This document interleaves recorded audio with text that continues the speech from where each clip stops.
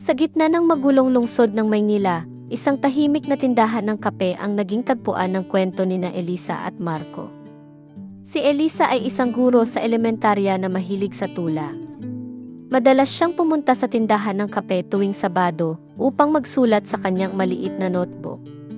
Si Marco naman ay isang photographer na mahilig kumuha ng litrato ng mga tao sa kanilang pang-araw-araw na buhay. Isang Sabado ng umaga, napansin niya si Elisa sa tabi ng bintana, nakatuon sa pagsusulat habang umuusok ang kape sa kanyang tasa. May kakaibang aliw si Marco sa aura ni Elisa, kaya't lihim niya itong kinuhanan ng litrato. Sa hindi inaasahang pagkakataon, nahulog ang kamera ni Marco mula sa kanyang kamay.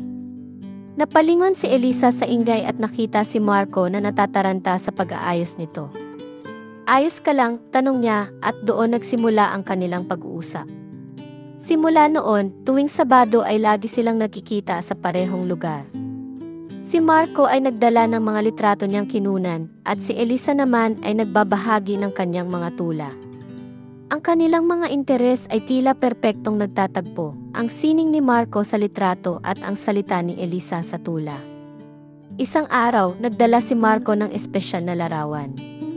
Isa itong larawan ni Elisa noong unang beses niya itong makita sa tindahan ng kape. Napangiti si Elisa at sinabing, "Hindi ko alam na ako pala ang naging inspirasyon mo." Sumagot si Marco, "Hindi lang litrato ang natagpuan ko noong araw na iyon. Natagpuan ko rin ang taong gusto kong makasama habang buhay." Natigilan si Elisa, ngunit sa kabila ng kanyang kaba, sinabi niya, "Ikaw rin ang tula na matagal ko nang hinahanap." Sa araw na iyon, nagdesisyon silang simulan ang bagong kabanata ng kanilang buhay, hindi bilang magkaibigan lamang kundi bilang magkasintahan. Ang kanilang relasyon ay naging inspirasyon hindi lamang sa kanilang mga gawa, kundi pati na rin sa kanilang pangarap na magkasamang bumuo ng isang mas makulay na mundo.